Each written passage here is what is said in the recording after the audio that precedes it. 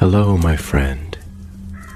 The world of magic, filled with legends and ancient tales, is opening its gates once again.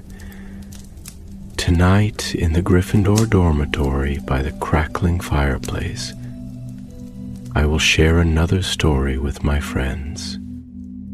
Join us, for the magic is about to come alive. The wind howled across the towers of Hogwarts Castle like a ghostly whisper, brushing its ancient stones with the hush of long-forgotten secrets. The hour was late.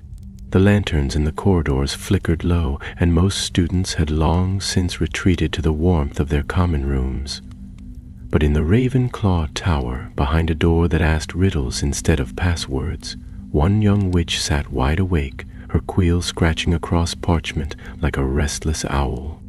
Elsa Greystone, a fourth-year student with untidy ash-blonde hair and wide, curious eyes, was known for two things: her sharp mind and her boundless curiosity. Even by Ravenclaw standards, Elsa was relentless in her pursuit of hidden knowledge. She was the sort who read old footnotes like treasure maps and considered dusty corridors an invitation rather than a deterrent. And tonight her attention had been caught by something most peculiar.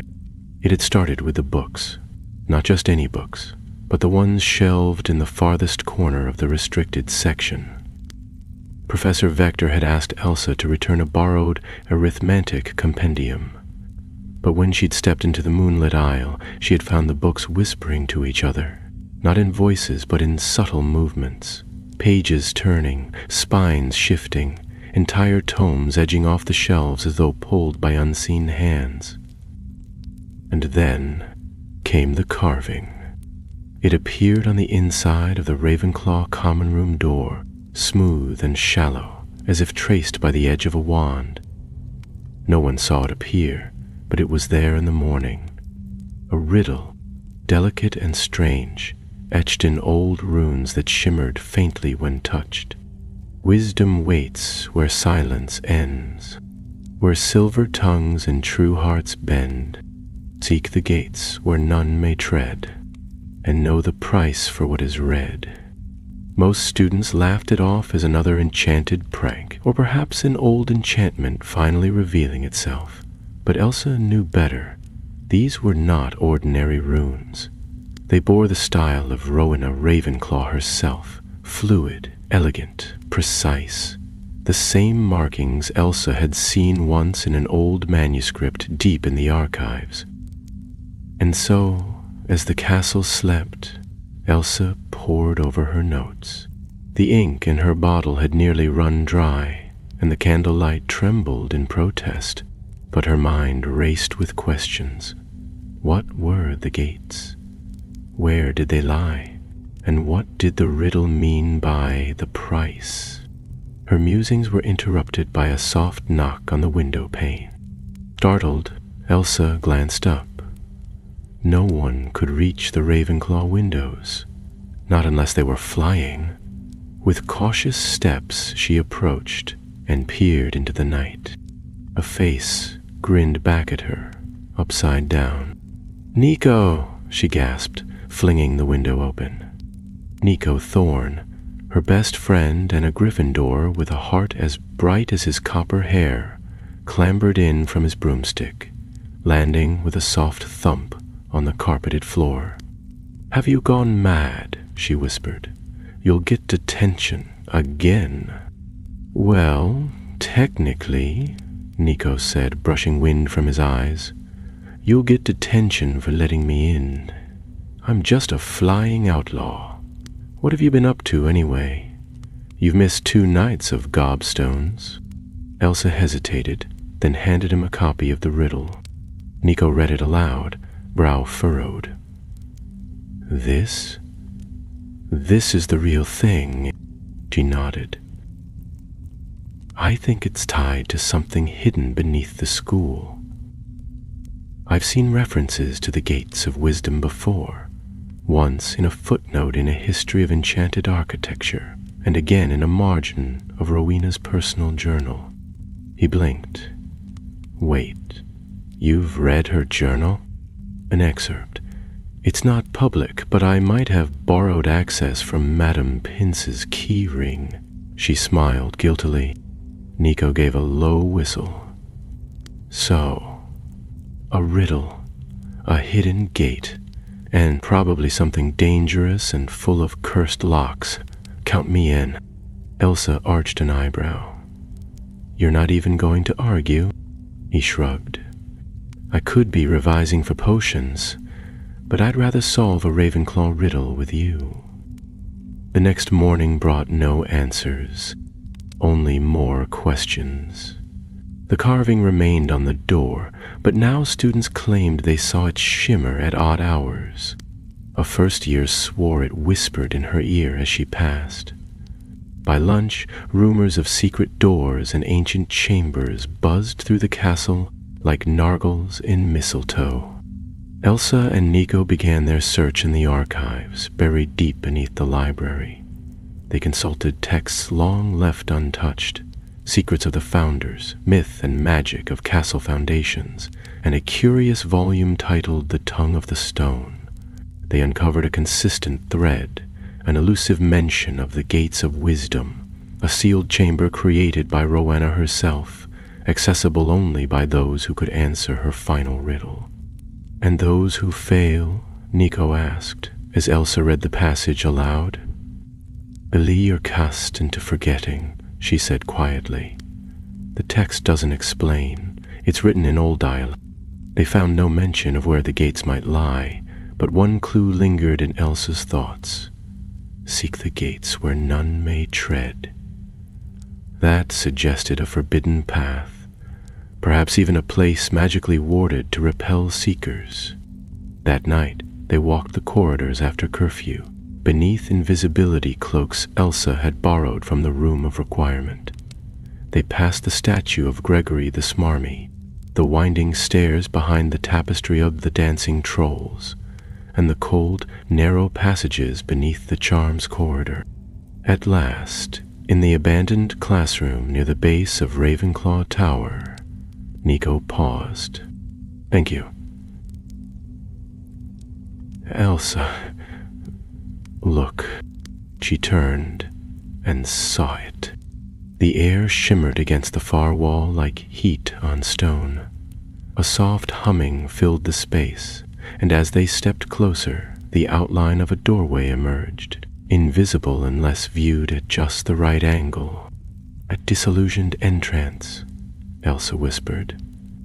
Nico drew his wand. Ready for what's beyond? Elsa gripped her own wand, heart thudding in her chest. Always. They stepped through. Beyond the hidden threshold, the corridor changed. The air thickened, as if it remembered every secret ever spoken. Walls of cool gray stone closed in, etched with the faintest traces of script. And at the far end stood an arch, an elegant archway shaped of silver-veined stone, sealed by runes that pulsed like quiet stars. Above the arch, one word gleamed in moonlit blue, wisdom, and beneath it, new words began to form, fresh runes etching themselves into the stone as the two friends stood in silence. Another riddle, another door, for the true beginning of their journey. Elsa reached out and ran her fingers gently along the newly formed runes. They shimmered at her touch, casting a soft silver glow onto her face. Nico stepped beside her, his wand held at the ready. The runes arranged themselves into lines, as if they had waited for her presence to awaken them. Speak the truth the heart does keep. Dare the path the shadows sleep. Pass not by pride nor glory's gleam, or vanish into wisdom's dream. Elsa frowned, murmuring the words under her breath. It's a challenge, not just a riddle, a test of character. Nico glanced down the corridor. And what does it mean by vanish? That's the second time it's hinted at some kind of disappearance. I think it means those who seek knowledge for the wrong reasons are erased, she said, the words sticking to her throat like frost. There's a kind of magic, old magic, that can unmake memory, even the self. Nico gave a low whistle and took a step back. Right. Well, that's cheerful. Want to go back to revising for potions instead? Elsa gave him a dry look. No. He sighed. Didn't think so.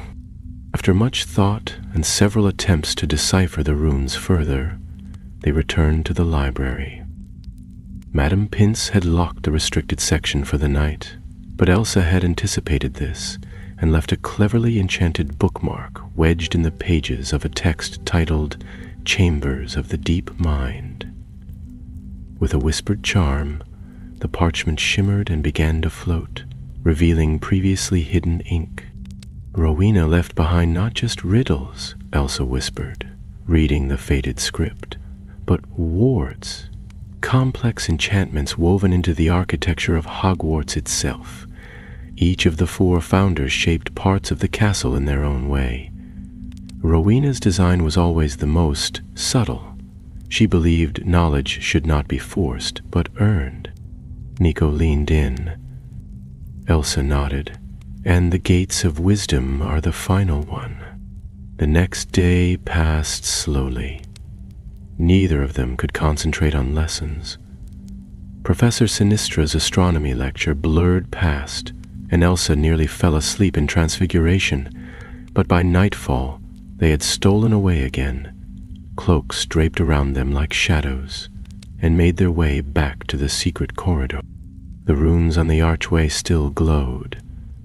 Elsa took a deep breath and stepped forward. I think I know what it wants, she said. The riddle. It's asking for truth. Not just spoken truth, but something real. A secret, perhaps. Something I've kept hidden, even from myself. She turned to Nico, her expression uncertain. It has to come from me. He gave a nod, his gaze serious now.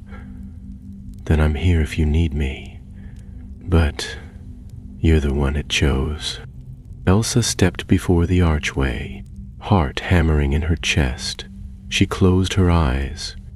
I'm afraid I'll never be enough, she said softly. Not smart enough, not strong enough.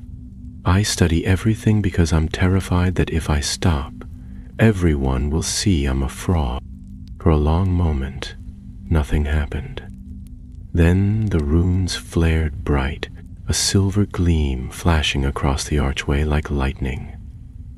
The stone shimmered and dissolved before them, revealing a spiral stair descending into the earth. Nico stared. Well, that's not terrifying at all. Together, they stepped through the arch and began the descent. The air grew colder, the stone beneath their feet older, rougher. Magic pressed in from every side, not hostile, but watchful, as if the place itself was aware of their presence. After what felt like a long while, they emerged into a wide, circular chamber. At its center stood a stone dais, and atop it, an object that glittered faintly in the dim light, a silver orb suspended in the air, spinning slowly. Around the chamber walls were murals, ancient and half-faded, showing images of Rowena Ravenclaw with students at her side, standing before doors of many shapes. They stepped closer, and the orb flared to life. A voice filled the chamber, echoing and musical. It was neither man's nor woman's voice, but something older and stranger.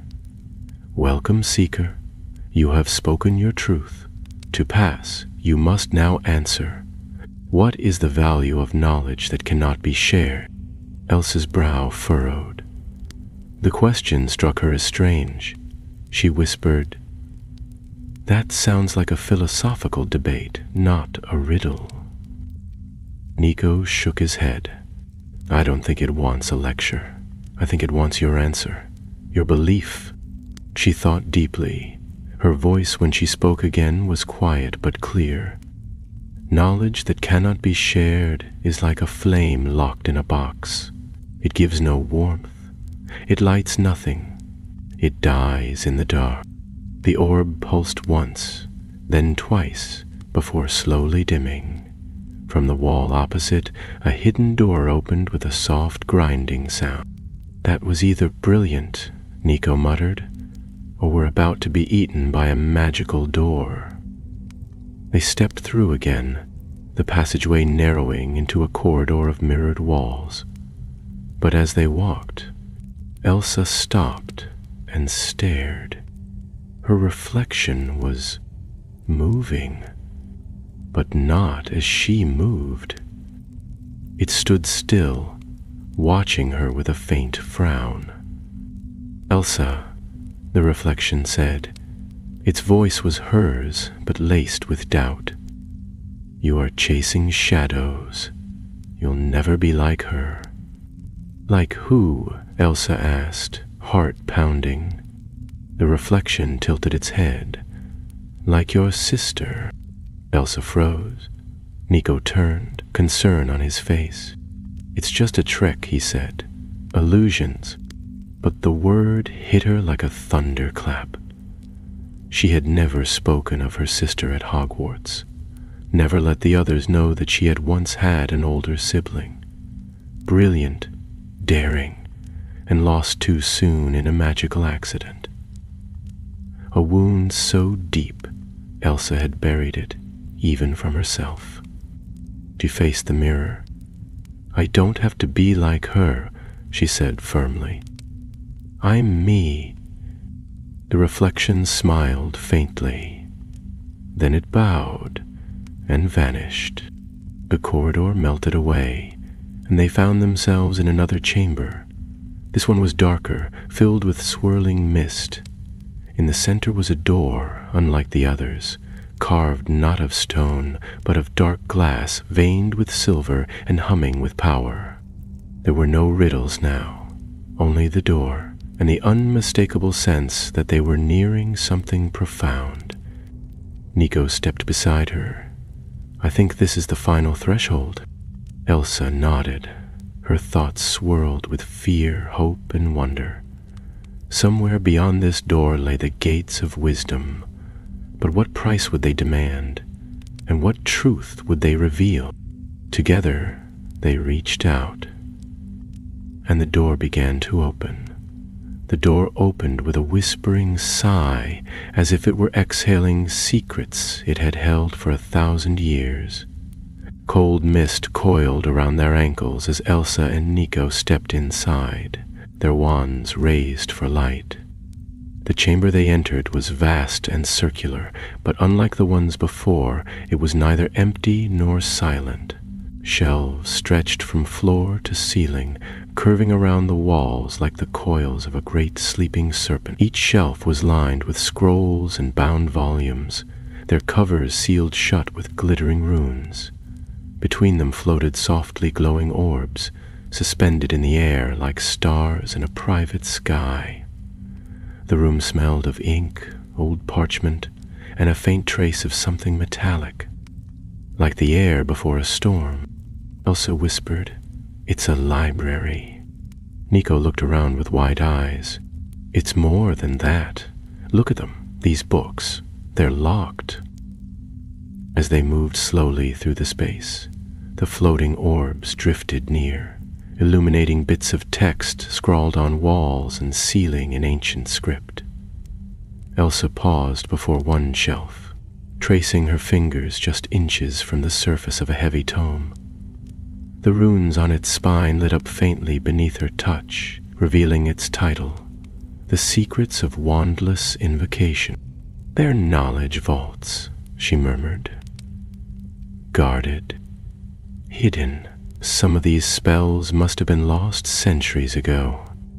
Nico's voice was low, almost reverent. So this is what Rowena was hiding. Elsa turned toward the center of the chamber, where a raised platform supported a single lectern carved from moonstone. Upon it lay a book with no title, its pages closed yet humming with magic so strong that the air trembled. She stepped closer. The lectern bore the emblem of Ravenclaw, the eagle in flight, and beneath it, carved in sharp script, a final inscription, "Only one may see, and only one." As she reached for the book, a voice echoed through the chamber. It was the same strange, ageless voice they had heard before, now low and steady as a tolling bell. To gain wisdom is to surrender certainty. One seeker may open the gate, and know, but to open is to choose, and all knowledge bears its price. Elsa's fingers hovered over the book, trembling slightly. "I don't like this," Nico muttered. "What does it mean?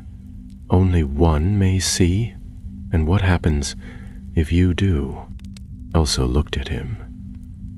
"I don't know, but I think this is the last test. The final riddle isn't a question, it's a decision. You're thinking of opening it. I have to. Everything has led here." Nico stepped forward, placing a hand on hers.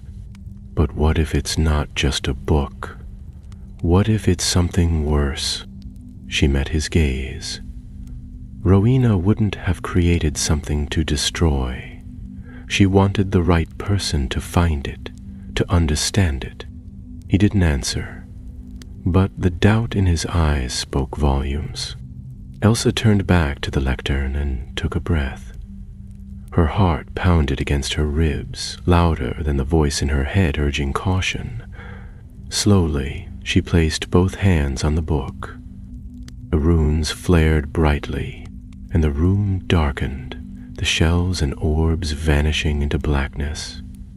The floor fell away beneath her, yet she felt no fear, only weightlessness, as if she were being carried by wind. Then light bloomed around her, warm and golden, like dawn. She stood in a glade that shimmered as though dusted with enchantment. Trees with silver leaves rustled softly, and in the center of the clearing stood a stone arch, similar to the one from the corridor, but grander, older, alive with power. This, she knew, was the true gate. A figure stood beside it. Clad in blue robes with stars stitched into the hems, the woman had a regal bearing and a gaze like still water. Her hair was long, dark, and braided with silver thread. Elsa knew her without needing to ask. "Rowena Ravenclaw," she whispered. The ghost, or perhaps the echo, of the founder inclined her head. "You have come far, Elsa Greystone." I answered the riddles. I spoke the truth. Yes. But now you must choose. The gates will open for you. Within is knowledge older than any wand, any spell book. You will understand the patterns that shape thought, memory, magic itself. But you may not take it with you. If you enter, you will remember. But only you. The world outside will forget your journey. Even your friend will not recall your name. Elsa's breath caught. "He'll forget me?" "To learn beyond limits is to live beyond them," Rowena said gently. "You may return with none of it, or pass through and never again be as you were." The choice hit her like cold water. She glanced back, but the glade was sealed behind her, the way back gone. She stood silently for a time, the wind in the trees the only sound. Then she said, "If knowledge cannot be shared, then it dies. That's what I said before." Rowena's expression was unreadable. "I won't take what I can't give," Elsa continued. "If only I remember. It's not wisdom, it's vanity." The founder studied her. Then, slowly, she nodded. The gate behind her dimmed. The vision faded like smoke on the wind. Elsa opened her eyes and found herself back in the chamber. The book on the lectern had vanished. Nico stood across from her, brows furrowed. "Elsa, are you all right?" She blinked. You know me?" He tilted his head. "Of course I do. Why wouldn't I?"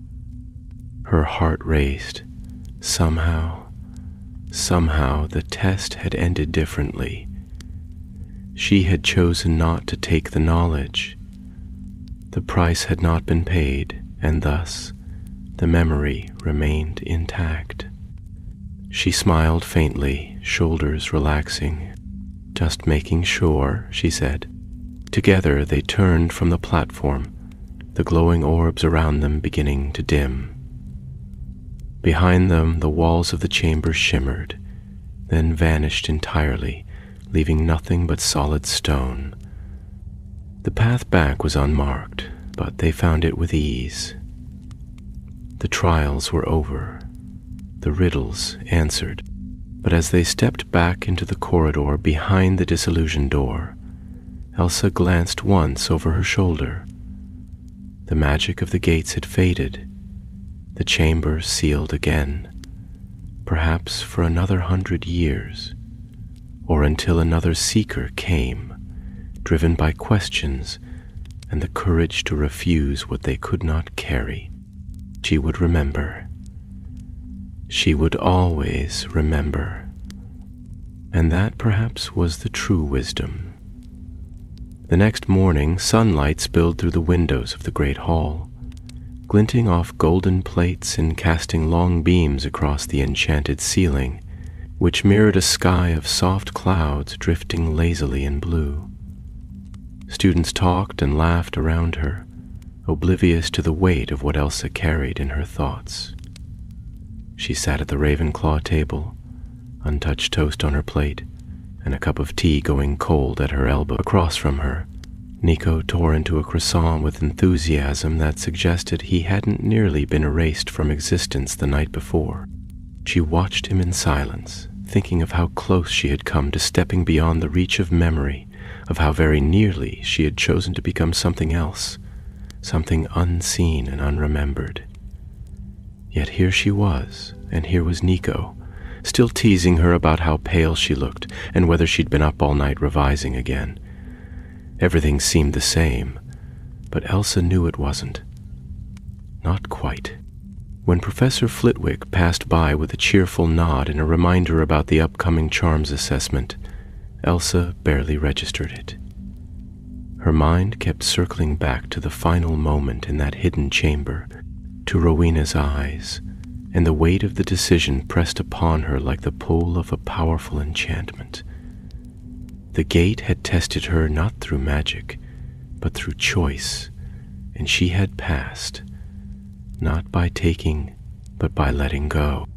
Later that day, during their ancient runes lesson, Elsa turned to the page Professor Babbling had assigned and paused. There, scrawled in the margin in ink not her own, was a line of text she had never noticed before. It read, "That which is most precious is not always meant to be kept." She stared at it, her quill forgotten in her fingers, wondering if the magic of the gates had followed her back in ways she couldn't quite understand. After class, she and Nico slipped away to their usual study spot in the old stone alcove behind the tapestry of the Falmouth Falcon's disastrous 1802 season. The corridor was quiet and out of the way, a perfect place for secrets. Nico sprawled on the bench with a book of magical puzzles, while Elsa, sitting cross-legged beside him, unfolded a fresh piece of parchment. She had begun sketching the symbols from the chamber, her hand tracing the curves of the runes with careful precision. "You're thinking about it again," Nico said without looking up. "I can tell because you've drawn that one 3 times. "It's not that I want to go back," Elsa said, pausing her quill. "It's just there was so much. All that knowledge, all those spells. It's like standing in front of a locked door for years, then having it open and choosing to close it again. Most people wouldn't have, Nico replied. Most people would have walked through without thinking twice. Would you have? He looked up at her then, face serious for once. I don't know, but I'm glad you did what you did. I like this version of you, the one who's still here. That evening, the castle seemed to settle into a comfortable hush. The air was crisp with the promise of autumn, and leaves had begun to scatter across the grounds in swirls of gold and scarlet. Elsa wandered out onto the astronomy tower balcony just as the sun dipped behind the forbidden forest, casting long shadows across the hills. She wrapped her robes tighter around her and leaned on the cold stone, staring at the horizon. She had changed, there was no denying that. Whatever she had seen beyond the gate, whatever magic had passed through her, left an impression deeper than memory. It wasn't knowledge in the traditional sense, not facts or spells or incantations. It was something else entirely. A sense of measure, of perspective, a quiet certainty that some truths were not meant to be held in the hand, but carried in the heart. Behind her, the door creaked softly. She turned to see Professor Vasselgrim watching her from the threshold, his sharp eyes flicking over her face, as though measuring what he saw. "A late walk, Miss Greystone," he said, voice calm and unreadable. "I could say the same to you, Professor," Elsa replied, not moving from her place. He stepped forward, the last of the sunlight catching in the silver threads of his robe. "I've noticed you've taken quite an interest in the deeper layers of Hogwarts lately, the sort of interest few students possess, and fewer still survive." Elsa met his gaze evenly. "And you've taken quite an interest in watching me." His smile was slow and cool. "Observation is part of my role. So is teaching," she said. "But you haven't done much of that." To her surprise, he laughed softly. "Tush." She turned away and looked back toward the trees. "What is it you're looking for, Professor?" There was a pause. Then he stepped beside her and placed both hands on the balustrade, his gaze far away.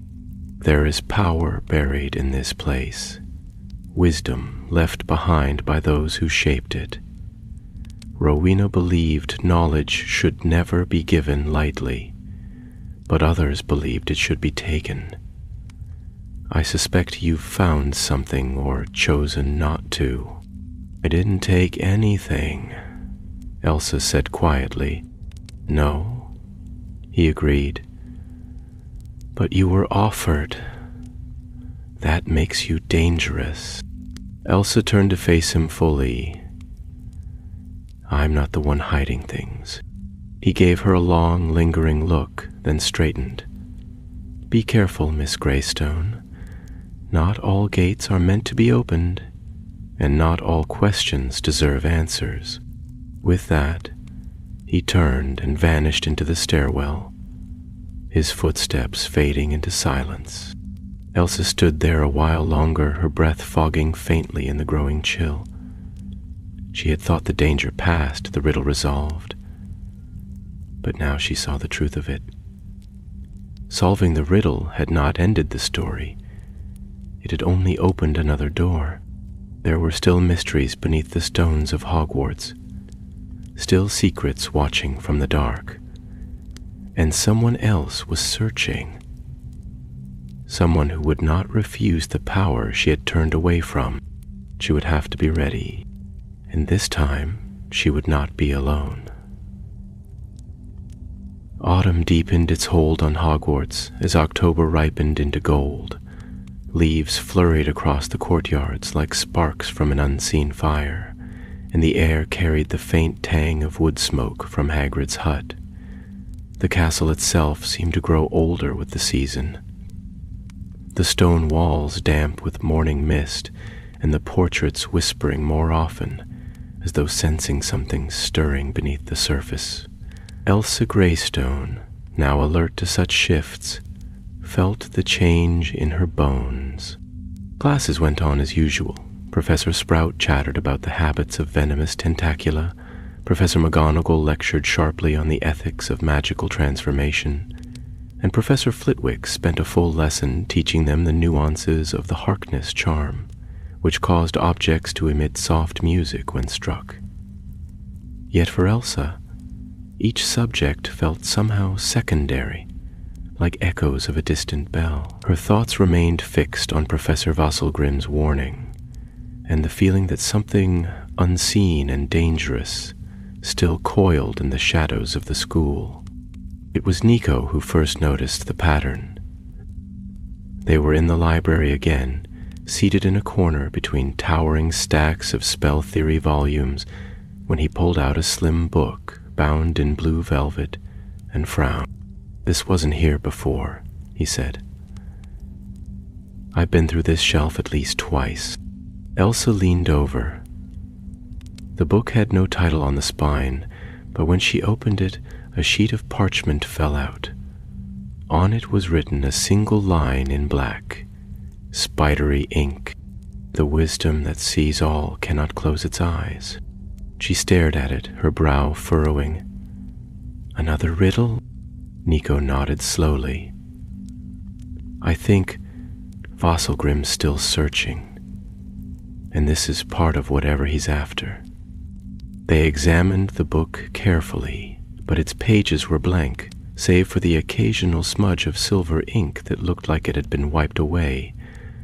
Elsa tried a revealing charm, then a rune sight spell, but neither revealed more than what was already there. She leaned back in frustration. "It's a trace, a clue, maybe, but there's something missing. Or someone's wiped it clean." "Maybe," Nico said, tapping his wand against the binding. "This is one of those things that only shows itself when it wants to be seen." They took the parchment to their hiding place behind the tapestry and began matching it against what they remembered from the gate's chamber. Elsa spread out her old notes, comparing the style of the handwriting, the flow of the ink, and the weight of the parchment. She was certain now. It came from the same hand as the first inscription on the Ravenclaw door. "This means someone else has access," she said quietly. "Someone besides us." Nico didn't answer at first. Then he said, "Or they're trying to draw us back." The idea chilled her more than she cared to admit. She had closed the gate. She had chosen to leave its secrets untouched, but the presence of this new clue suggested someone wanted those secrets opened again. And Vasselgrim, with his clever eyes and calm voice, was the only one she had seen near the corridor before the ward sealed it. Over the next week, the castle itself seemed to grow restless. Whispers passed through empty halls, and once, Elsa swore she saw torchlight flicker in a corridor that had been sealed for years. A suit of armor near the divination staircase began rattling at odd hours, and more than one student reported dreams of doors with no handles and rooms filled with mirrors. Elsa's own sleep grew fitful, her dreams a jumble of arches and blue fire, and the cold voice of Rowena Ravenclaw murmuring riddles just beyond hearing. On a damp Thursday evening, as clouds pressed low over the hills and rain lashed the windows, Elsa sat alone in the common room, staring into the fire. The other Ravenclaws had gone to bed or drifted off into quiet conversations. She barely noticed them. Her mind was turning over the latest puzzle. Another note, this one found tucked into her History of Magic textbook. It read, The second seal lies in thought, not stone. To open it is to become the key. She didn't tell Nico at once. Something about this riddle felt more personal, as though it were meant for her alone. She considered what it could mean. What kind of seal was made of thought? Not a physical lock. A mental one, perhaps. A memory charm? A psychic enchantment? Or worse, something that reached into the very structure of the mind? The next morning, she was summoned to Professor Vasselgrim's office. The room was sparsely furnished, all dark wood and tall windows that let in cold gray light. Shelves lined the walls, filled with books arranged too precisely to be ordinary. There was a faint scent of myrrh and scorched parchment in the air. Vasselgrim sat behind his desk, his hands folded. "You've been busy, Miss Greystone," he said, not unkindly. "Tell me, do you believe knowledge should be protected or shared?" Elsa blinked. "I think it depends on the knowledge." An easy answer, he replied. But what if the knowledge in question could change the very laws of magic? What if it offered understanding at the cost of stability? Then I think no one should decide alone. He gave her a long, appraising look. "You've seen the chamber, haven't you?" "I've seen enough." He stood and walked to the window, his silhouette stark against the storm outside. "There are forces in this world, Miss Greystone, that do not rest. The war may be over, but ambition is not so easily buried. Do you think the founders built their legacy to be locked away forever? Or did they simply wait for someone worthy enough to finish what they began?" She narrowed her eyes. "You think you're that person? I think I've waited long enough." With that, he turned back to his desk and dismissed her with a wave. Elsa left in silence, her thoughts storming louder than the rain outside. Vasselgrim's words confirmed what she had feared. He knew he wanted access, and if he could not open the gate himself, he would find another way in. She needed to act first. That evening, she found Nico outside the greenhouse, sheltering from the drizzle under a conjured umbrella. "I need your help," she said without preamble. "The gate isn't finished. There's another seal, and Vasselgrim's after it." He blinked at her. "Well, that's not ominous at all." They returned to their notes and began the work of decoding the second riddle, combing through every reference to Ravenclaw's enchantments they could find. They scoured forgotten texts, pieced together fragments from footnotes, even borrowed enchanted mirrors from the divination classroom. At last, Nico found it, in a book of magical theory written in the 15th century. "To the mind seal," he said, excitement lighting his eyes. "It's a spell designed to hide a concept itself, not just information, but the idea of the information. A kind of magical amnesia." "And how do you break it?" Elsa asked.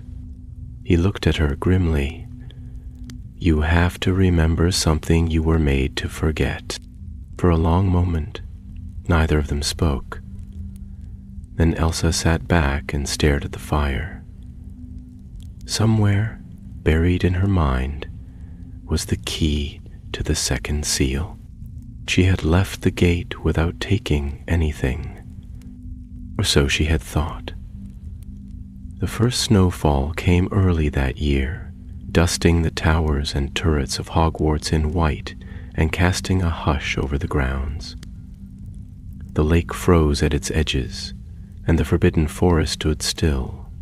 Branches bowed beneath silver frost. Most students greeted the season with cheer, carrying armfuls of scarves and mittens, trading enchanted snowballs in the courtyards. But for Elsa Greystone and Nico Thorne, The cold brought a deeper stillness, a quiet foreboding that settled into their bones. Elsa hadn't spoken of the memory since that evening in the greenhouse. The concept of the mind seal haunted her, a spell that could bury knowledge so deeply one wouldn't even know it was missing. What else had been hidden from her? She had always trusted her mind, trusted her sharpness and memory, but now she questioned even that. If she had taken something from the gate, if the knowledge had been planted within her and then concealed, how would she ever find it? They began by tracing every moment after the gate closed, every flicker of light, every word Rowena Ravenclaw had spoken, every sensation Elsa could recall from that strange other world beneath the school. Nico recorded it all, their parchment filling with diagrams and fragmented notes, symbols Elsa felt she should recognize but could no longer translate. "It's like trying to remember a dream that was never yours," she muttered one evening as they sat in the library with a dwindling fire at their backs. "The shape of it's there, but when I try to grab it, it slips away." Nico was chewing on the end of a quill, his brow furrowed in concentration. "Maybe it's not about grabbing it. Maybe it's about creating the conditions where it comes to you, like unlocking a door, not forcing it open." She looked at him curiously. "You're beginning to sound like a Ravenclaw. I'll take that as a compliment." It was Professor Sinistra who unwittingly gave Elsa her first real clue. During a late astronomy lesson, as they mapped the course of the Orion constellation, the professor mentioned a phenomenon called memory resonance, a magical effect where suppressed memories could be triggered by environmental or emotional similarities to the original event. Elsa sat bolt upright. The gate chamber had been unlike anything she'd ever seen, except for the enchanted model of the night sky hanging above them now, and the floating orbs shifting slowly, like stars in the deep. "Professor," she said carefully, "is it possible for a place or a feeling to awaken something lost?" Sinistra raised an eyebrow. "In theory, yes.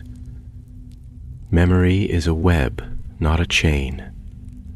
Tug one thread and others may follow. But be warned, Miss Greystone. Some memories are hidden for good reason." After class, Elsa dragged Nico up to the astronomy tower. The sky above was clear, the stars sharp in the cold, and below them the castle was silent, wrapped in snow. She stood near the edge of the parapet and closed her eyes. She thought of the gate, of the silver light, the whispering air, the way time had bent and stretched around her. She thought of Rowena's voice, low and distant, and the way the final archway had pulsed like a heartbeat. Then she thought of the book on the lectern, how its pages had never opened. And suddenly she knew. She had never opened the book, but she had read it, not with her eyes, but with her mind. The moment she placed her hands on its cover, the knowledge had passed into her, not in words or symbols, but in understanding. Like water flowing into a vessel, the mind seal hadn't hidden a thought. It had hidden comprehension. She gasped and staggered back, pressing her hand to her forehead. A sharp pulse, like a bell struck deep within her skull, echoed through her senses. Nico grabbed her arm. "What is it?" "I remember something," she whispered. "Not clearly, not all of it, but enough." Together they returned to the tower room behind the concealed door, which Elsa had unsealed with a quiet charm. The corridor beyond had not changed, still cold, still silent, but now When they approached the spot where the gate had once been, the runes flickered faintly, responding to something in her. Nico raised his wand, but Elsa stopped him. No spells. It's not magic that opens it now. It's memory. She stepped forward and spoke a single word. Comprehender. The air split open. Not violently, but with the soft rip of parchment being turned. The chamber beyond returned, not the same as before, but echoing it, a shadow of what had been. This time no platform waited, no book, only a single symbol burning in the air. A spiral of runes encircling a single eye. "The second seal," she murmured. "It's inside me." And then the air changed. Professor Vasselgrim stepped through the archway behind them, his wand already drawn. "I knew you would find it," he said, his voice calm, almost respectful. "And I knew you wouldn't keep it for yourself." Elsa and Nico turned in unison. Vasselgrim's eyes gleamed in the faint light, and now there was no pretense in his manner. He was no longer the quiet, observant professor, but something sharper, something hungrier. "Rowena Ravenclaw designed the gate to preserve wisdom," Elsa said quietly, "not to give it to those who seek power." "Rowena was cautious," he replied, "too cautious. But her knowledge still lives, hidden behind riddles and sentiment. I intend to free it." "You mean to control it," Nico said, his wand rising. Vasselgrim did not flinch. "I mean to understand it, and yes, use it as it was meant to be used. You of all people should see the value in that, Miss Greystone. You're standing on the edge of greatness, and you hesitate." "I chose to hesitate," she said, lifting her own wand. "That's the difference between wisdom and ambition." A crackle of energy passed between them, raw and bright. The chamber pulsed with tension, and the spiral of runes began to spin. Vasselgrim's eyes widened. "You've triggered the final key." Elsa's heart hammered. The runes were not responding to him. They were responding to her. The second seal was not a door to open. It was a defense, a last test. And now it had begun. The chamber trembled with gathering power, and the spiral of runes lifted higher into the air, spinning slowly above their heads. Light pulsed through them, not bright like sunlight, nor harsh like firelight, but cool and silver, like moonlight reflected off still water. The symbol at the center, the ever-watching eye, began to widen, revealing within it a glimmering core of shifting forms. Books, stars, spells, faces, all flickering past like memories in motion. Elsa stood motionless, her wand lowered. She knew now, with bone-deep certainty, that the second seal was not meant to be passed by magic or force. It was tied to her memory, to the knowledge Rowena had planted within her. But it was not knowledge meant for possession. It was knowledge meant to test her, and through her, those who came after. Professor Vasselgrim, however, either did not know or did not care. His wand was raised, and his eyes locked on the heart of the seal with a hunger that made Elsa's skin crawl. "You don't understand," she said, her voice steady despite the energy swirling around them. "This isn't a vault. It's a mirror. It doesn't give wisdom. It reveals what's already there." "Then let it show me," Vasselgrim replied, and before either she or Nico could stop him, he stepped forward, placing his hand directly beneath the spiral. The reaction was instant. The chamber groaned as if struck by an invisible force, and the spiral contracted, its light intensifying until it was nearly blinding. A gust of air tore through the room, howling like voices too ancient to form words. and the walls shimmered as though made of glass on the edge of breaking. Vasselgrim's eyes widened, not with triumph, but with fear. He staggered backward, clutching at his temples. What? What is this? Elsa reached for Nico's arm as the magic surged again, curling through the air like a living thing.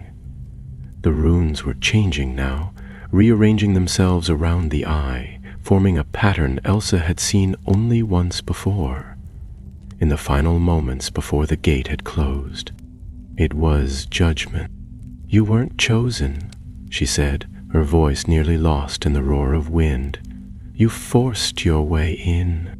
The spiral collapsed inward with a sound like 1,000 books slamming shut. Vasselgrim cried out, and then the light enveloped him. When it faded, he stood in the center of the chamber, blinking slowly. His wand fell from his hand, clattering against the stone floor. He turned toward them, confused and hollow-eyed, as if waking from a deep and dreamless sleep. Where am I?" he asked. Elsa stepped forward cautiously. "Do you know who you are?" He frowned, searching their faces. I'm Professor Vasselgrim. I teach." His voice faltered. "No, that's not right. I don't remember." She looked at Nico, who was watching silently, his expression grim. The seal had judged Vasselgrim unworthy, and had erased from him the knowledge he had sought to misuse. Not destroyed him, but emptied him. The chamber quieted once more. The spiral faded into nothingness, the eye closing like a flower at dusk. Elsa knew it would not return. The second seal had been activated, and its test delivered. They guided Vasselgrim carefully back through the corridor and into the castle, cloaked beneath a disillusionment charm to avoid detection. By the time they reached the hospital wing, his mind was unraveling faster. He could no longer recall where he lived or what subject he had taught. Madame Pomfrey, while surprised, took him in without question and promised to contact the Ministry for Magical Evaluation. "I've seen spell damage before," she murmured, running her wand over his brow, "but this is something else, as if something has removed the very pattern of thought." She glanced at Elsa. "Did he tamper with a cursed object?" Elsa met her eyes and replied softly, "Something like that." Word of the professor's condition spread quickly. Officially, it was said he had suffered a mental break from overexposure to experimental defensive enchantments, something to do with his past work in magical research. A replacement was brought in within the week, a cheerful, portly wizard named Professor Gaddis, who filled the role with a bumbling charm and an unfortunate fondness for pyrotechnic dueling spells. But Elsa knew the truth. So did Nico. They met again in their alcove behind the tapestry, surrounded by their maps and notes and books with faded ink. The hidden door had vanished completely now, sealed by the magic of the second trial.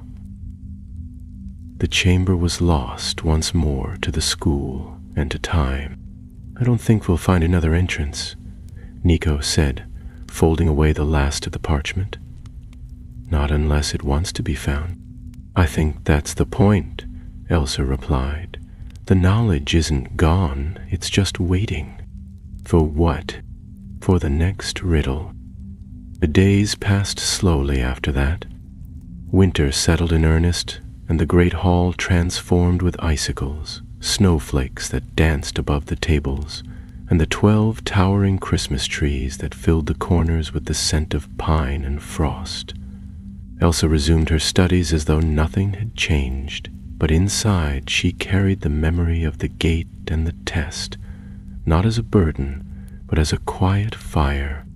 Sometimes, in the early morning when the castle was still and the corridors empty, She would walk the path they had taken that night, feeling the echo of magic in the stones.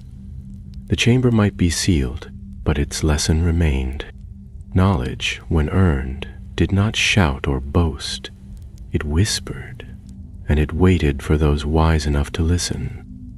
Christmas at Hogwarts came with its usual enchantments: frosted windows that glowed golden at dusk, great wreaths hung with bewitched candles, and the warmth of roaring fires that danced in stone hearths. Most students had gone home for the holidays, but Elsa stayed behind, as she often did. Her parents were traveling abroad, attending a summit of magical historians in Romania. And besides, there was something comforting about the castle in winter. Its quietude allowed her thoughts to settle and her memories to breathe. Nico remained as well, though his reasons were different. His parents, both Muggles, had trouble navigating the magical world and preferred to visit during the summer. He didn't mind.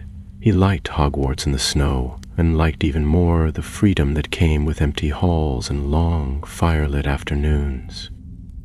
Together he and Elsa roamed the quieter parts of the castle, revisiting their favorite hiding spots and slipping into the library without worrying about Madame Pince's glare. They didn't speak much of the gate anymore, not out of fear or secrecy, but because the matter felt complete. Or at least, sleeping. Still, Elsa couldn't shake the feeling that something had been left unfinished. It was on the third night of the holidays, when the castle was still under a fresh blanket of snow, and the stars were sharp against the black sky, that Elsa woke with a start. The dream had been strange, not frightening, but vivid. She had been walking through a forest, not the forbidden one, but older, deeper, its trees silver and tall as towers. A woman waited at the center, dressed in dark blue robes encircled by floating scrolls. She spoke no words, but extended a hand, and when Elsa touched it, she felt warmth, and sorrow, and hope all at once. She rose from bed and wrapped a cloak over her nightdress, pacing quietly across the dormitory. The common room was empty, the fire low. She sat down near the hearth, staring into the embers. The image of the woman lingered in her mind, and she knew without doubt that it had been Rowena Ravenclaw. Not a memory, summons. By morning the dream had faded to fragments, but Elsa's resolve had not. She gathered her notes again, her sketches and translations, even the faded copy of Chambers of the Deep Mind that had led her to the first clue. She and Nico spent the afternoon poring over the materials with fresh eyes. What if the gate wasn't just built to test seekers, she said, tapping the edge of a parchment. What if it was part of something larger, something ongoing, like a chain of riddles meant to be discovered only when the time is right? Nico frowned thoughtfully. You mean like a legacy? She nodded. Exactly. What if we've only solved the first part of something Ravenclaw began centuries ago? The gate was sealed again, but not erased. I think the magic is cyclical. It opens when needed and closes once the lesson is past. Then why would it call to you again? Elsa hesitated. Because it's not over. That evening, they ventured back to the Ravenclaw common room early, hoping to catch the tower at its quietest. The stars were just beginning to rise above the turrets, and the eagle knocker sat still in the candlelight. Elsa approached it slowly and raised a hand. She knocked once. The eagle stirred, its eyes blinking open.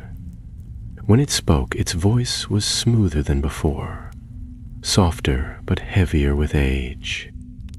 What gift cannot be stolen, hoarded or sold, yet once shared multiplies? Elsa didn't hesitate. Wisdom. The knocker inclined its head, and the door swung inward. The room beyond was not as it had been. The familiar shelves, the celestial globe, the comfortable blue chairs and woven rugs were all gone. In their place stood a high-ceilinged chamber of bare stone and flickering torches. At the center was a pedestal of black marble, and atop it rested a circlet of silver, set with a single pale blue gem. They both stepped inside, cautious but silent. The room was silent too, thick with waiting magic. Elsa approached the pedestal and felt her breath catch. The circlet was old, older than Hogwarts. Its silver was worn smooth at the edges, and the gem pulsed with a faint internal light. Carved into the band were runes of knowledge and memory, their meaning half lost to time. She knew what it was without needing to be told. The lost diadem of Rowena Ravenclaw. But that was impossible. The diadem had been found and destroyed, lost in the Room of Requirement during the war, consumed by cursed fire. Hermione Granger herself had documented its fate. Yet, here it was. Or rather, a version of it, Nico whispered. "It's not real, is it?" Elsa shook her head slowly. "No, it's a memory, a conjuration born from the riddle." She reached for it. As her fingers brushed the metal, the room shivered, and the air around them shifted, parting like curtains in a breeze. A voice filled the space, no louder than breath, yet clear as a bell. "To know is not to hold, but to pass. You are the vessel, not the vault." The line begins anew. Elsa felt warmth rush through her, sharp and bright, not magic like a spell, but something older, deeper, a knowledge of structure and enchantment, of language and mind. It lasted only a moment, but it left her trembling. When she opened her eyes, the pedestal was empty. The chamber was once again their common room, unchanged and quiet. Nico touched her arm. "What happened?" I think I've been given the first piece. A key, not to open the gate, but to begin what comes next." "And the gate was never just an ending," he said. "It was the beginning of another question." Elsa nodded, her thoughts racing. Whatever Rowena Ravenclaw had built, it was not a single test. It was a path, a series of riddles and reflections meant to guide the right mind toward something greater than knowledge, toward understanding.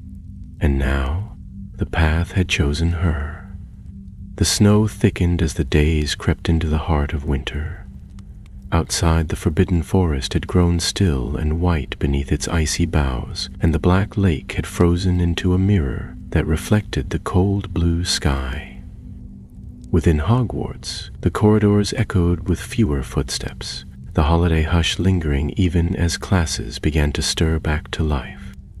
But for Elsa Greystone, the days no longer followed the rhythm of lessons and timetable. She had become a seeker not of grades, but of legacy, and with the awakening of the diadem's memory, her purpose had sharpened. It began subtly. She started noticing symbols she had overlooked before. Markings etched into arches, whispered lines in paintings she'd passed 100 times. She saw patterns in the layout of corridors, in the winding paths of the castle's enchanted staircases. Even the arrangement of classrooms seemed to form constellations when traced upon a map. The castle was speaking to her, or perhaps she was finally listening properly. She didn't speak of this to anyone but Nico, and even then only in quiet corners.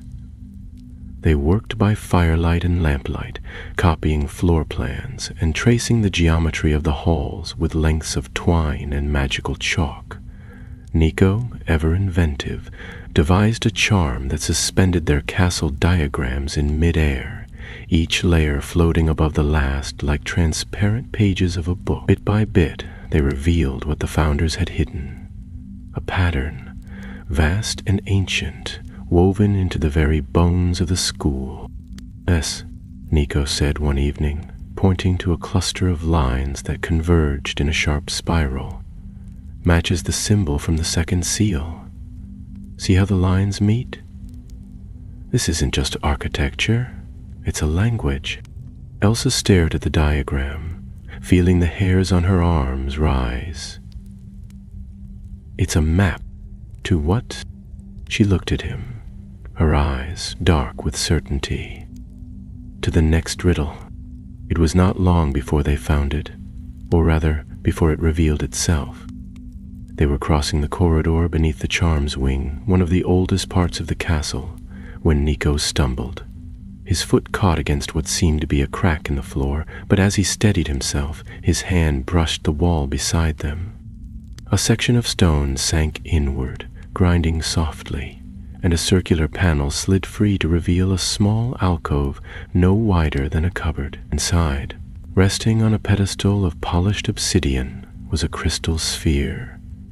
It pulsed faintly with blue light and bore a band of ancient runes around its middle. Elsa stepped forward slowly, her breath held. She could feel it, the same magic that had stirred in the gate and the diadem, a low and steady hum like wind through high branches. She reached for the sphere and felt the warmth of its enchantment bloom in her palm. The runes shifted and reformed into words. "The mind that reaches finds its echo. Speak the name of the unspoken truth." Nico glanced at her. "What's the unspoken truth?" Elsa's mind raced. It could have meant anything. Fear, doubt, the unknown. But those had already been tested. This was something else. She remembered Rowena's voice in the dream, the way it had filled her not with certainty, but with a quiet ache. She stepped back and closed her eyes, drawing in a breath.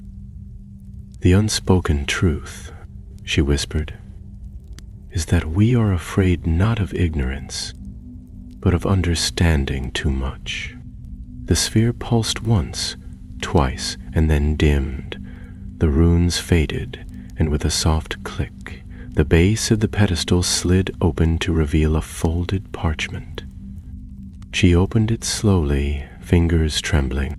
On it was drawn a single shape, a triangle of 3 interlocking circles, each inscribed with a different word: memory, reason, will. Below it, in spidery ink, was written, "Remare, become one. The path is revealed." Nico tilted his head. "That looks familiar." Elsa nodded. "It's Ravenclaw's triad. I read about it once, her philosophy of magical mastery. Memory for knowledge, reason for structure, and will for casting. She believed true understanding came from the balance of all 3. "So the next riddle isn't a place," he said. "It's a state of mind." Elsa carefully tucked the parchment into her satchel. "And if we're right, it's the only way to unlock what comes next." Over the following days, they searched for all references to the triad. Most texts mentioned it only in passing as a foundational theory in spell construction, but one volume, buried in the restricted section beneath a spell that resisted even Madame Pince's key, offered more. A treatise written not by Rowena herself, but by one of her earliest pupils, described a ritual known as the Synaxis Concordia, a meditative spell designed to align the 3 aspects of the self. It had not been performed in centuries, and the warnings were many. The ritual demanded clarity, control, and deep magical focus. To fail was to fracture the self. "We'll have to do it together," Elsa said as they studied the faded instructions. "It's not meant for one wizard alone." "That's good," Nico replied, tapping his wand against the edge of the book. "Because I'm not letting you walk into another mystery by yourself." They prepared carefully. The ritual required an hour of focused incantation, aided by enchanted symbols drawn in salt ink and light. They chose the old astronomy observatory, abandoned since the tower had been struck by lightning 20 years ago. It was high, quiet, and shaped perfectly for the triad's geometry. On the appointed night, they waited until the castle slept. Cloaked in silence spells and wrapped in their thickest robes, they climbed the winding staircase, their footsteps muffled on the ancient stone. The observatory was cold and windswept, its open dome revealing a sky lit with stars. They traced the circles on the floor, one for memory, one for reason, one for will, each connected by narrow paths of powdered moonstone. At the center where the paths met, they placed a single candle, its flame a small but steady light. Then, with wands drawn and breath held, the ritual began in near silence, broken only by the low murmur of their voices as they recited the opening lines. Elsa took her place in the circle of memory, Nico in the circle of will, and between them the unoccupied ring of reason glowed faintly with the blue light of starlight caught in powdered stone. The flame at the center flickered, but held firm, steady in the face of the night wind curling through the broken observatory dome. Elsa closed her eyes, focusing her mind as the incantation instructed. She summoned her memories one by one, not just of the gate or the second seal, but of her first day at Hogwarts, of the smell of parchment in the library, of her sister's laugh, clear and distant. The memories rose like leaves on a gentle current, and as she focused, the circle beneath her feet pulsed in quiet response. Across from her, Nico's voice grew firmer. He channeled his will, casting off doubt and distraction as though shedding a heavy cloak. She could feel his presence, like a steady pressure against her magic, grounding and unwavering. The circle of will glowed bright and gold, its lines sparking faintly with energy. The third circle, the one of reason, remained dim. Together they turned to it, their wands raised. "Ratio," Elsa said, her voice soft but sure. "Preclaris." Nico followed, completing the phrase. Light lanced from their wands, meeting in the center of the unlit circle. At first, nothing happened. Then the powder flared, and the ring burst alight with pale silver flame. The central candle flared in answer, sending up a plume of sparks that hung in the air like frozen stars. The three circles shimmered, and Elsa felt a sensation unlike anything she had known before. Her thoughts began to untangle, not drift away, but align, clicking into place like pieces of a puzzle long scattered. She felt a deep pull between herself and Nico, a tether forged not of spellwork but of shared intent. Their minds, once separate, now moved in harmony, not as one, but as mirrors of balance. In the space between, the center of the triangle blazed. A voice. Not Rowena's this time, but something deeper, woven into the stones of Hogwarts itself, spoke from the air around them. Their memory is clear, reason whole, and will steady. The seeker becomes the gate. The light erupted upward, and the stars above them blurred. The observatory fell away like mist, and in its place was darkness. Not empty, but vast, like the space between thoughts. Elsa stood beside Nico, her feet on nothing, her senses stretched wide. A door stood before them. Unlike the arch of the original gate, or the mirrored threshold of the second trial, this door was simple, wooden, time-worn, with a brass handle, and no markings save a single softly glowing rune. a spiral contained within a circle. Elsa knew the shape at once. It was the same symbol she had traced in the diagrams of Ravenclaw's final enchantments. She reached for the handle, and the door opened inward. They stepped through and emerged into a chamber that did not exist within the walls of Hogwarts, and yet was part of it all the same. It was vast and silent, the walls invisible, the floor smooth as glass and lit from below with soft, living light. All around them, memories floated, some in strands like trailing smoke, others as bubbles filled with scenes from long ago. A young Helga Hufflepuff tending a wounded unicorn in a forest clearing. Salazar Slytherin crafting a new spell in furious silence. Godric Gryffindor dueling two wizards at once and laughing as he did. Rowena Ravenclaw standing before a mirror that reflected not her face, but a younger version of herself, sad-eyed and thoughtful. "This is..." Nico breathed, trailing off. Elsa finished for him. "The Founder's memory." The voice returned, quiet and distant. "Few enter, fewer still leave unchanged." A pedestal rose before them, carved from pale stone. Upon it sat a crystal vial sealed with silver wire. Inside, swirling softly, was a single thread of thought. Neither spell nor memory, but something older, a concept, the essence of Ravenclaw's legacy. "The final riddle," Elsa whispered. "This is it." She stepped forward, feeling the weight of the journey behind her press into the moment. The gate, the chamber, the seals, all of it had led here. She touched the vial. A pulse of energy spread outward, rippling through the chamber like rings in still water. The memories around them began to fade, and in their place rose a new vision, a tower overlooking a storm-lit sea, with Rowena Ravenclaw standing at its peak. She turned toward them, her expression neither stern nor kind, but solemn. "To know," she said, "is to see beyond the veil of certainty. But wisdom is not in the knowing. It is in the choosing."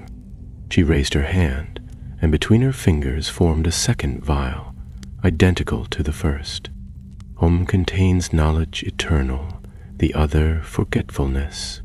Take one, and only one, and choose not only for yourself, but for all who come after. Elsa stood still, her heart racing. Nico looked at her. "What do you think?" She didn't answer at once. She stared at the two vials, remembering what the gate had taught her, that understanding unshared could become a burden, that knowledge was not meant to be kept in darkness. And yet here she was again, faced with a choice that would shape not just her own path, but others. She reached for the vial in Rowena's hand, the one she knew. Deep in her bones was the choice to remember. Her fingers closed around it. Rowena's figure dissolved, the storm faded, and the chamber returned. The vial in Elsa's hand pulsed once and vanished, its contents absorbed into her magic. The door behind them reopened. They stepped through, and the observatory returned in a blink. The chalk lines had vanished, the powder burned away, and the candle was cold. Elsa turned to Nico, who blinked as though surfacing from deep water. "You chose to keep it," he said quietly. She nodded. "But not for myself." The stars above the observatory burned cold and brilliant, but neither Elsa nor Nico moved to leave.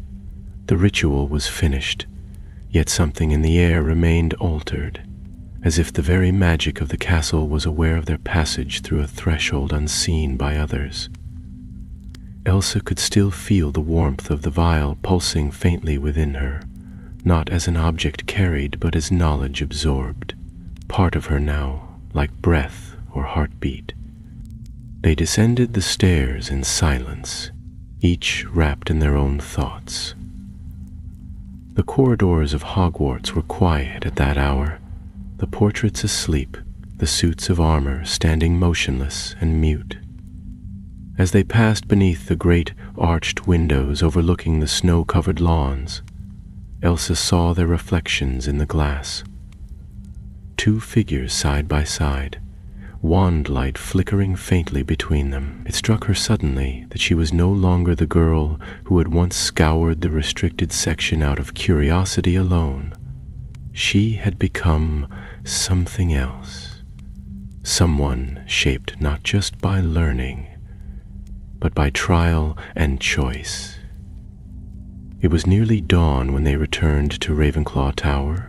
The sky beyond the windows was pale with the first hints of morning, and the fire in the hearth had died to a warm glow. They sat by it without speaking, and it was Nico who at last broke the silence. "So, what now?" Elsa looked into the embers for a long time before answering. "Now we prepare." "For what?" "For whatever comes next." He nodded, unsurprised. They both knew the journey had shifted. The discovery of the gate, the unraveling of Rowena's riddles, the test of the second seal. None of it had been the end. It had been the foundation of something greater, something unfolding. And now that Elsa held the essence of Ravenclaw's legacy within her, that unfolding would not go unnoticed. The first sign came the very next day.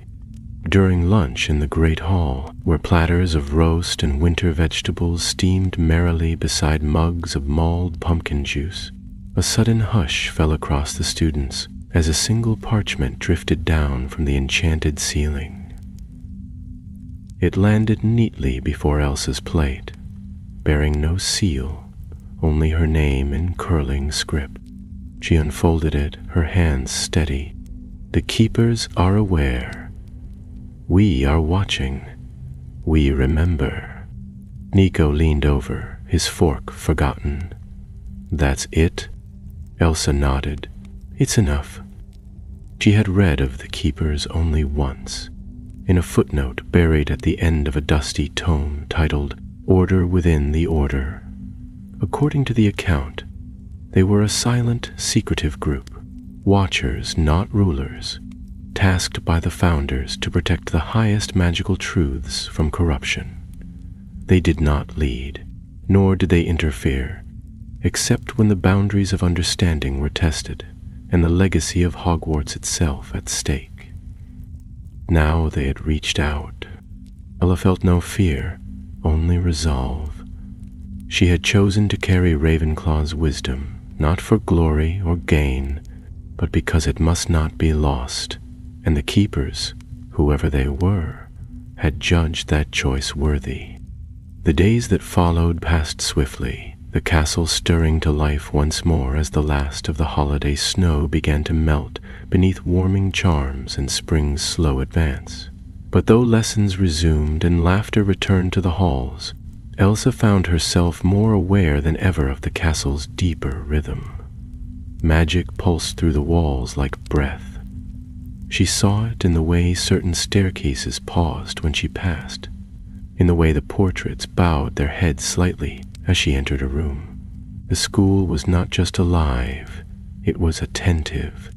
One afternoon, while reading in the library's far alcove, she discovered a small volume tucked behind the second shelf of magical theory texts. It bore no title, but its cover was marked with the same spiral rune as the second seal. Inside were only 3 pages, written in the same spidery hand as the notes she had found before. The riddle of the third path is not written in stone. It lies in the choice between creation and concealment. Beware the false light, for not all brilliance leads to truth. She copied the words into her journal and closed the book with a quiet sense of finality. The third path, The final trial, perhaps, or something beyond trials entirely.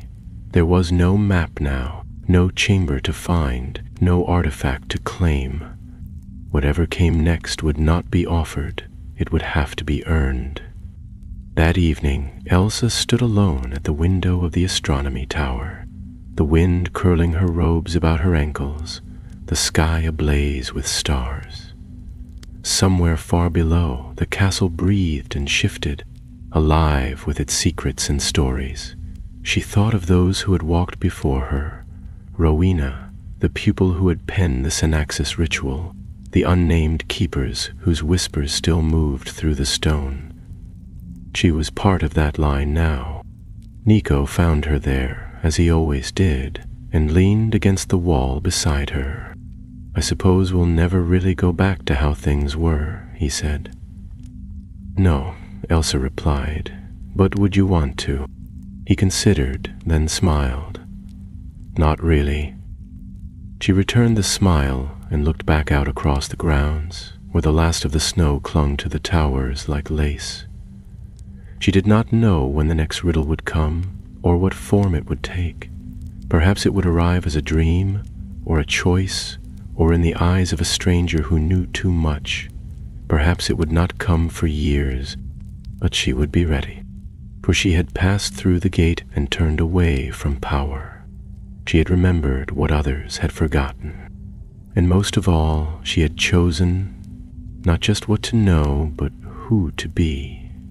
Rigor came at last to the highlands around Hogwarts, tentative at first, with shy crocuses pushing through the thawing earth and sunlight lingering just a little longer on the castle's ancient stones. The black lake lost its ice and shimmered once more under a pale blue sky, while owls wheeled overhead, calling across the wind. The castle, for all its age and mystery, seemed lighter in spirit, as though the passing of winter had lifted some unseen weight from its towers. Elsa Greystone moved through the halls with a new quietness, not distant, not aloof, but reflective, like someone who had read a book no one else could open and was still turning over the meaning of its final chapter. Her studies continued as always, but professors began to notice that she asked different questions now. Questions about structure, intent, consequence. She no longer sought knowledge for its own sake, but for the way it touched the world beyond books and scrolls. Professor Flitwick, wise enough not to press, simply gave her a nod one afternoon and said, "Curiosity tempered by judgment. Ravenclaw would have liked you." She thanked him and said nothing more. Nico remained at her side, though his path had taken a shape of its own. His talent for magical construction, sharpened by the trials they had faced together, had flourished. He began drafting spell lattices in his free time, creating charms that moved not in brute loops of energy, but danced in intricate patterns, elegant and efficient. Professor Vector, thoroughly impressed, began mentoring him outside of class. "I'm not trying to be brilliant," he told Elsa with a grin one evening, "just precise." They no longer spoke of the gate except in fragments, small remarks tucked into ordinary conversations like pearls hidden among pebbles. Once, as they passed the third-floor corridor where the disillusioned door had once appeared, Elsa murmured, "It's still there, you know. Just not for us anymore." "I know," Nico said. "We weren't meant to guard it, only to find it." And so the days turned. But on the eve of the spring equinox, when shadows and light stood in perfect balance, something strange occurred. At dinner in the great hall, as the ceiling shimmered with stars and candles floated lazily above their heads, a small shape glided through the air, unnoticed by most. It was not an owl nor a charm, but a folded piece of parchment, plain, creased, and slow spinning, descending directly toward Elsa.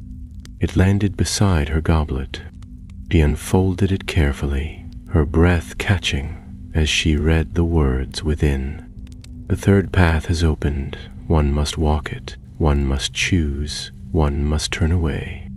There was no signature, no seal, no instruction, yet she knew without question what it meant. Later that night, she returned to the library, not to search, but to wait. She sat at the table beneath the arched window overlooking the lake, the place where they had first begun their research, where runes and riddles had led them forward into the heart of the mystery.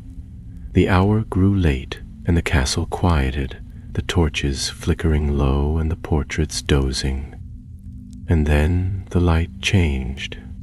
From the far wall, behind the rows of enchanted shelves, came a glow, soft silver pupil, the color of moonlight on water. Elsa rose and followed it without hesitation, her footsteps silent on the stone floor. A doorway shimmered into view where none had been. No arch, no symbol, only light and a threshold. She stepped through. The room beyond was simple, a round chamber smaller than the others, with a domed ceiling painted like the sky. No books, no runes, no illusions. Only a mirror stood in the center, tall and framed in polished wood, its surface smooth and dark. Not the mirror of Erised, she knew. It bore no inscription, no wish, but something older, simpler. She approached, and the mirror stirred. Her reflection formed, not as she appeared now, but as she had been months ago, before the riddle first appeared on the Ravenclaw door.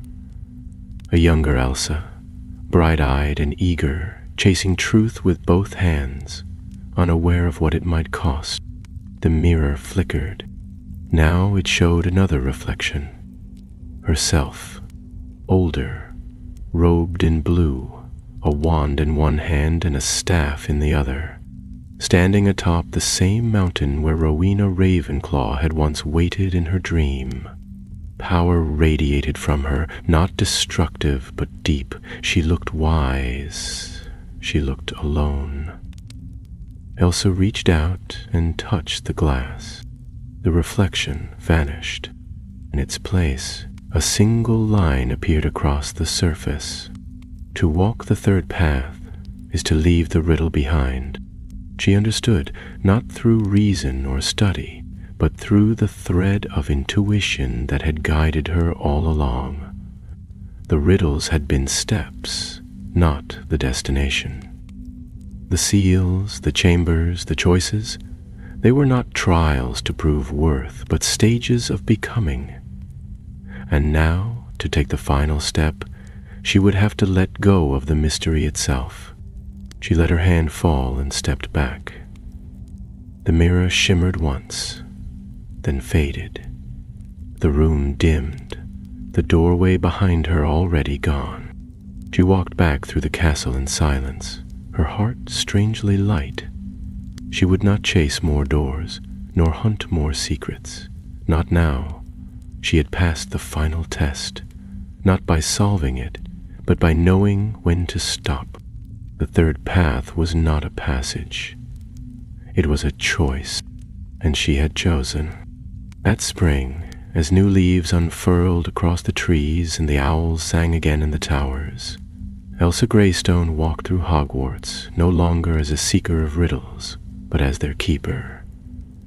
She would not speak of what she had seen, nor of the vial she had touched, nor of the knowledge still sleeping beneath the stone. But now and then, when others asked a question too cleverly phrased, or lingered too long in forgotten corridors, she would smile a quiet smile and say nothing at all.